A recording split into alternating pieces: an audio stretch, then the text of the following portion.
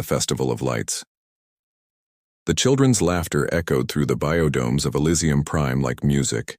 7-year-old Maya Chen clutched her handmade lantern, a delicate construction of recycled solar film and bioluminescent algae, as she ran through the settlement's central plaza. Around her, 7.3 million humans celebrated the Harvest Festival, a tradition they'd brought from Earth and adapted to this distant world. Elysium Prime wasn't just a colony, it was humanity's promise. Established 30 years ago on the edge of the Outer Rim, it represented everything humans aspired to become: peaceful, prosperous, sustainable. The settlement stretched across 3 continents of a pristine world, with gleaming cities that integrated seamlessly into alien ecosystems. Humans had learned from past mistakes. Here, they lived in harmony with the native wildlife. Their fusion reactors hummed quietly beneath crystal-clear oceans, and their children grew up speaking 3 languages: English, Mandarin, and Galactic Standard. Dr. Robert Chen, Maya's father, stood on the balcony of the Xenobiology Research Center, watching his daughter play. His wife, Amara, slipped her hand into his. "She's happy here," Amara whispered. "We made the right choice leaving Earth." Robert nodded, his eyes distant. "Did you hear the news from the Assembly? The Varathian Collective is expanding again.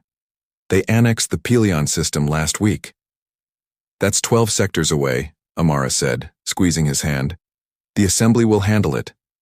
That's what we pay our dues for." In the plaza below, holographic fireworks exploded in brilliant cascades of color. Maya's lantern joined thousands of others, floating upward into the twilight sky like ascending stars.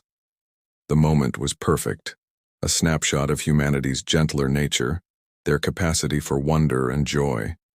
It was also the last moment of peace Elysium Prime would ever know. The arrival, the Varathian warships materialized in orbit without warning at 22:47 station time.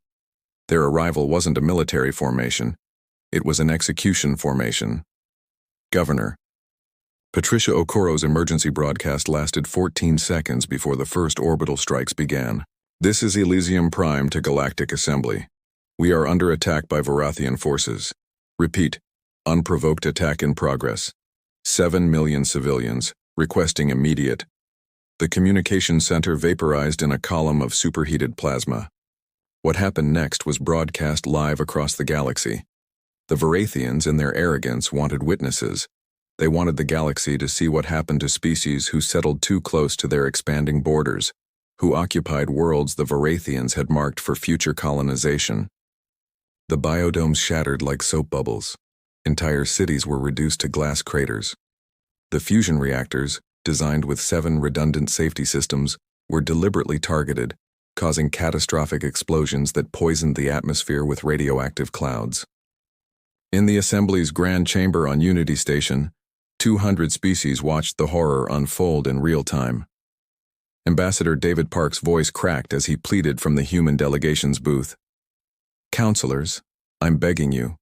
Authorize intervention. We have 14 defense platforms in the sector. We can be there in 4 hours, please."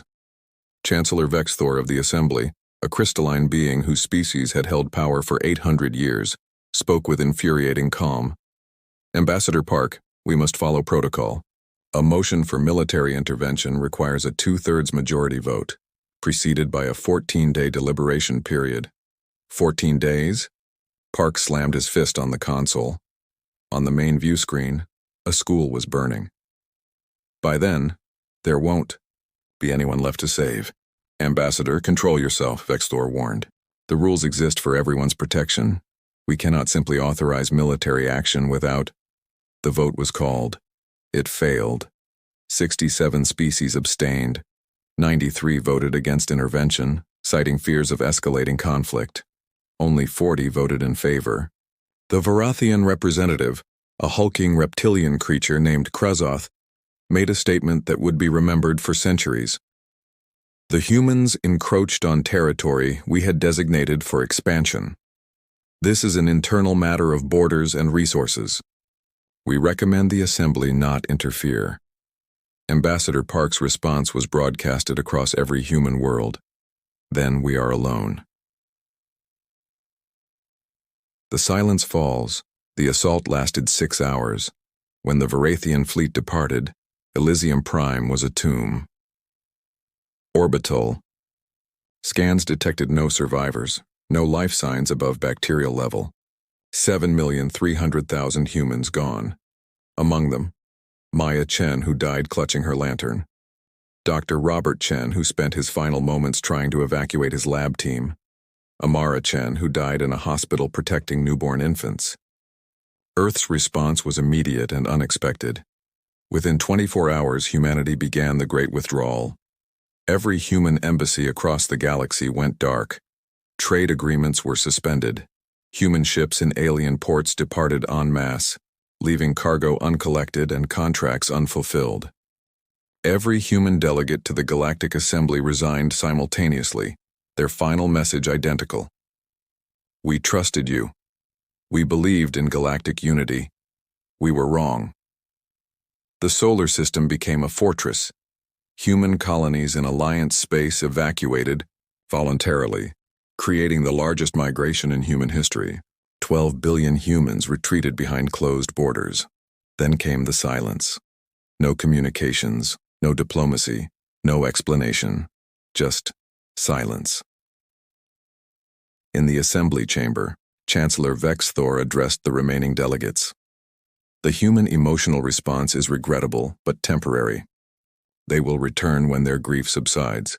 Until then, we must.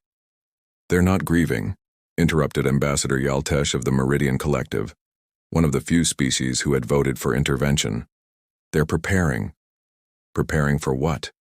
Vexthor scoffed. Humans are a third-tier species.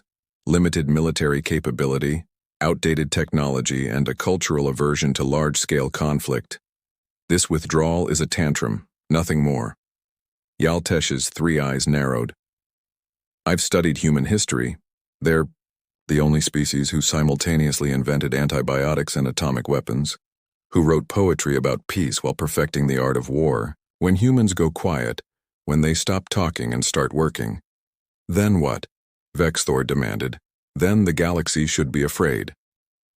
The galaxy's miscalculation, 18 months passed. The Varathian Collective celebrated their great victory with public monuments and propaganda broadcasts. Krazoth was promoted to Supreme Commander of Expansion Forces. Plans were drawn for colonizing the ruins of Elysium Prime.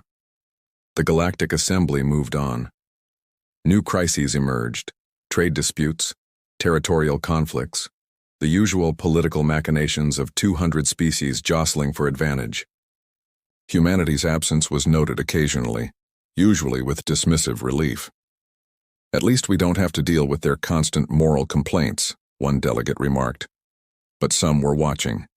Some noticed anomalies.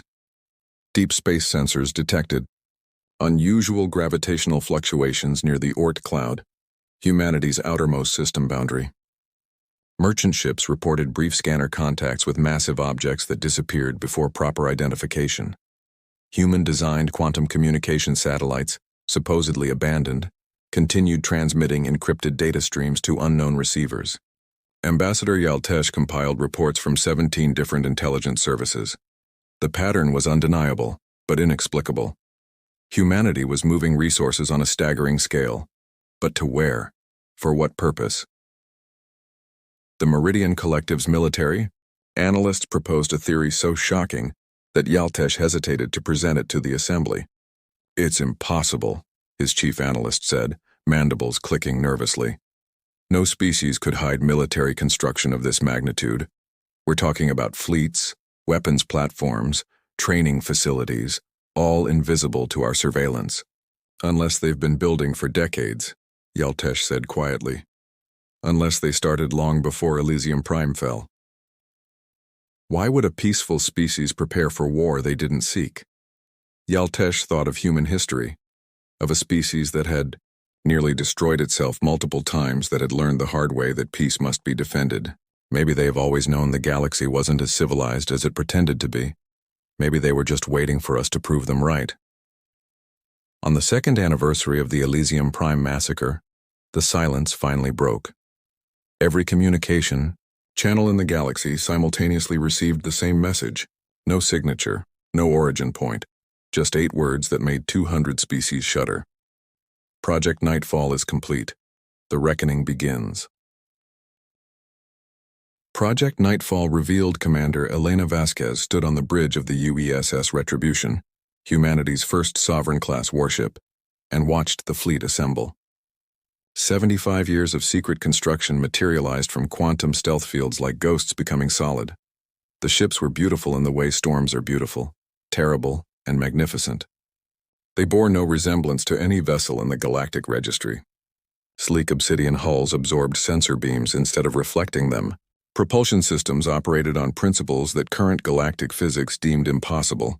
Weapon arrays bristled with technologies humanity had quietly developed, while the galaxy dismissed them as backwards. "Fleet status?" Vasquez asked, her voice steady despite the weight of the moment. "All 847 vessels reporting ready, Commander," replied her XO, Captain Marcus Thompson. "Troop transports, support ships, and medical frigates holding position at Rally Point Omega. We're ready to proceed." Vasquez was 63 years old. She'd been 28 when she joined Project Nightfall, a program initiated after the first contact disasters of 2087, when humanity realized the galaxy operated on principles of power, not principles of justice. For 75 years, humanity had played the role of naive newcomers, earnest diplomats seeking acceptance, all while building this, the most advanced military force the galaxy had ever seen. She thought of Elysium Prime, of the children who died while the galaxy watched, of her own daughter Sarah, who had been on vacation there visiting the xenobiology labs. Sarah had been 24, brilliant, full of dreams about discovering new life. Instead, she'd been vaporized by beings who faced no consequences. "Open channel to all ships," Vasquez commanded. "This is Commander Vasquez to Project Nightfall Fleet. 75 years ago, our ancestors predicted this day. They knew the galaxy's peace was an illusion maintained by the strong and endured by the weak. They built this fleet not for conquest, but for survival, for justice." She paused, letting her words resonate through 847 warships staffed by personnel who had trained their entire lives for this mission. "Today, we teach the galaxy a lesson it should have learned millennia ago, that mercy is not weakness and patience is not cowardice. We go not as conquerors, but as executioners of justice. Our targets are military only. Civilian populations will be protected. We are not the monsters they allowed to flourish. We are the reckoning they should have delivered. All ships report ready for quantum jump," Thompson announced. Vasquez thought of Maya Chen, holding her lantern, of 7 million ghosts demanding answer. "Take us to Varathian space. It's time they learned what humans do when the galaxy fails them." The fleet disappeared, leaving empty space where humanity's vengeance had been building for 3/4 of a century. The first strike. Varathian homeworld. Of Krathzar never saw them coming. Orbital defense stations simply ceased functioning. Their targeting computers, infected with quantum viruses that humanity had introduced into Varathian networks 18 months ago. The vaunted Varathian fleet, 2,000 warships strong, found their weapons offline and their engines locked. Human ships materialized inside the defensive perimeter, a feat galactic physicists had declared impossible. What followed wasn't a battle. It was surgery. Krezoth, now Supreme Commander, stood in his command center as alarm screamed. "How are they inside our shields? How are they?" His console exploded in sparks. A hologram materialized before him. Commander Vasquez appeared, life-sized and unmistakably human. "Supreme Commander Krezoth, I am Commander Elena Vasquez of the United Earth Systems Fleet. Your military forces are neutralized. Surrender immediately and your civilian population will not be harmed." Krezoth roared, his reptilian maw wide with rage. "You dare threaten the Varathian collective? You are insects! We crushed your colony! You killed 7 million unarmed civilians," Vasquez interrupted coldly. "While the galaxy watched and did nothing. That ends today. You have 30 seconds to order your forces to stand down." "Never." Krezoth lunged for his emergency weapons control. The building shook. When the dust settled, every weapons console in the command center had been surgically destroyed by precision orbital strikes. Not a single Varathian officer was injured. The shots had been that accurate. 20 seconds, Vasquez said. Across Varathian space, the systematic dismantling continued. Military shipyards were reduced to scrap. Weapons manufacturing facilities collapsed into precisely contained rubble. Army bases found their armories empty, teleported away by human technology that shouldn't exist. Fighter pilots ejected seconds before their craft were disabled by electromagnetic pulses. And through it all, not a single civilian casualty. Human forces had mapped every Varathian population center and had calculated attack vectors that made collateral damage impossible. On the Galactic Assembly's primary view screen, 200 species watched in stunned silence as the Varathian military, one of the galaxy's most feared forces, was systematically destroyed in 14 hours. Chancellor Vexthor's crystalline body vibrated with shock. This is impossible. Humans don't have this technology. They can't. They do, Ambassador Yaltesh said quietly. And we never saw it coming because we decided they weren't worth watching. By hour 18, Krazoth transmitted his unconditional surrender. By hour 24, every Varathian military officer above the rank of commander was in human custody. By hour 48, human forces had established complete control over Varathian space without firing a shot at civilian targets. The galaxy held its breath, waiting to see what humanity would do next. The trial of fire. They expected genocide. They expected humans to mirror the Varathian atrocity, to rain fire on cities, to slaughter civilians, to become the monsters that hate creates. Instead, humanity did something the galaxy had never seen. They administered justice. Commander Vasquez established a military tribunal on Krathzar itself. Krazoth and 847 other Varathian officers were charged with crimes against sentient species. The trials were broadcast across the galaxy, translated into every known language. The evidence was overwhelming. Communications logs, battle recordings, kill orders signed by Krazoth personally. The defense was allowed to present their case. Legal representatives from 12 neutral species were invited to observe and verify proceedings. The galaxy watched as humans demonstrated something revolutionary, the difference between vengeance and justice. Krazoth was convicted and sentenced to life imprisonment. His co-conspirators received proportional sentences. And then Vasquez made an announcement that shocked every species. The Varathian people are not responsible for the crimes of their leaders. Human forces will remain in Varathian space for 18 months, not as conquerors but as peacekeepers. We will help rebuild the portions of military infrastructure that serve defensive purposes. We will provide humanitarian aid, and we will ensure no retribution falls upon civilians. In the streets of Varathian cities, where humans expected hatred, they found confusion and then gratitude. Varathian civilians had lived under oppressive military rule for generations. The sudden dismantling of that military power structure was liberation. Human engineers worked alongside Varathian workers to rebuild damaged infrastructure. Human medical teams treated Varathian wounded without discrimination. Human teachers established schools teaching Varathian children about the principles of defensive warfare versus aggressive expansion. Ambassador Yaltesh sent a private message to Commander Vasquez. "You're showing the galaxy what they should have been all along." Vasquez's reply was simple. "We're showing them what they could have prevented." The New Covenant 6 months after the fall of Varathian military power, Commander Vasquez addressed the Galactic Assembly. It was humanity's first communication with the Assembly since the withdrawal. She appeared not as a hologram, but in person, flanked by 6 other human commanders, each representing different branches of Earth's military. Behind them stood Ambassador Park, older now, his face marked by grief but his eyes hard with purpose. Vasquez didn't speak immediately. She let the silence build, let them see the being they had underestimated, let them remember 7 million dead. When she finally spoke, her voice carried across 200 species with the weight of earned authority. Members of the Galactic Assembly. 18 months ago you watched as 7 million humans were slaughtered. You debated. You followed protocols. You chose procedure over principle, rules over righteousness. And you taught humanity an invaluable lesson, that we are alone in the galaxy. Chancellor Vexthor attempted to interrupt. "Commander, if we could—" "You will listen," Vasquez said, her tone making it not a request but a command. "For 18 months you've watched what happens when humans stop asking for your protection and start providing their own. You've seen technology you didn't know existed. You've watched us dismantle a military power while protecting civilians. And now, you will hear our terms.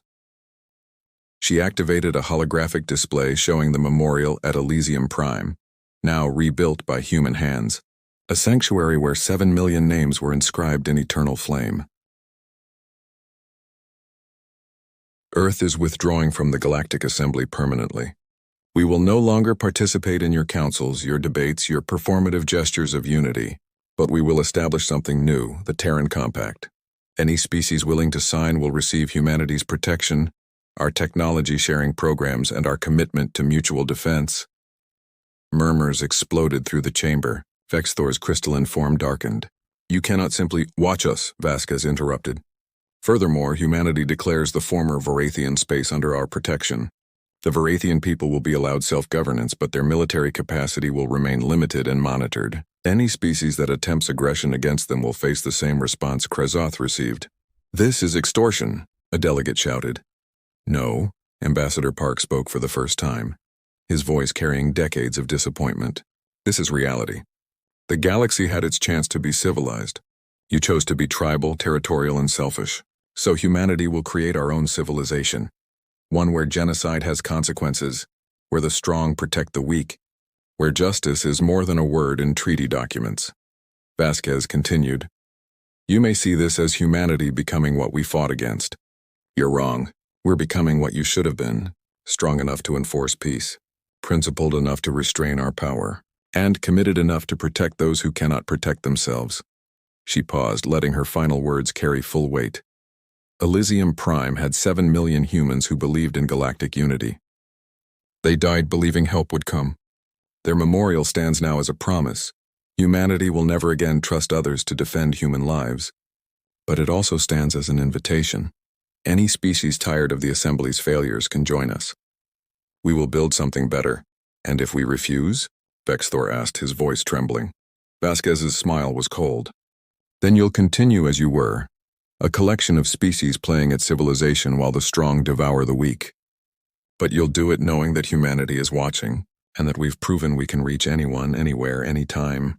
This is tyranny, another delegate screamed. No, Vasquez said quietly. This is consequence, something this galaxy has avoided for far too long. She turned to leave, then paused. Oh, and one more thing. We found evidence in Varathian archives that 63 Assembly species knew about their expansion plans before Elysium Prime. Knew and said nothing. We're releasing those documents to the public galactic networks tomorrow. The chamber erupted in chaos. Epilogue 2 years later. The Terran Compact had grown to 47 species. Those who had been preyed upon by stronger neighbors, who had watched the Assembly fail repeatedly, who had seen humanity offer something revolutionary, protection without conquest. On Elysium Prime, the memorial gardens bloomed with flowers from 200 worlds. Human families had returned, building a new settlement that was part colony, part monument. Maya Chen's name was there, inscribed in stone that would outlast stars. Commander Vasquez, now administrator of the Compact, stood before the memorial on the 3rd anniversary of the massacre. Beside her stood Ambassador Yal Tesh, one of the few alien delegates who had resigned from the Assembly to join humanity's vision. Do you think we did the right thing? Vasquez asked. Yal Tesh's 3 eyes reflected the eternal flames. You did what the galaxy forced you to do. You proved that peace requires strength and strength requires will. The Assembly is already fracturing. 17 more species have applied to join the Compact this month. And the Varathians? Thriving under their new government. Funny how removing a militaristic dictatorship tends to improve quality of life. Yaltesh paused. There's something humans understood that the rest of us forgot. Civilization isn't natural. It requires maintenance, enforcement, and occasionally consequences. Vasquez nodded slowly. We didn't want this war. We didn't want to become the galaxy's enforcers. But you became what you needed to become. What the galaxy needed you to become. In the distance, children played, human and alien, learning together, protected by a fleet that never slept. The galaxy had learned its lesson at enormous cost, that humanity's patience was not weakness, that their mercy was a choice, not a limitation, and that when 7 million humans died while the galaxy watched, Earth's answer would reshape civilization itself, not through genocide, but through something more terrifying to those who profit from chaos. Uncompromising justice and the will to enforce it. The galaxy had laughed at human idealism. Now it lived under human principles, and for the innocent. The weak, the preyed upon, that made all the difference.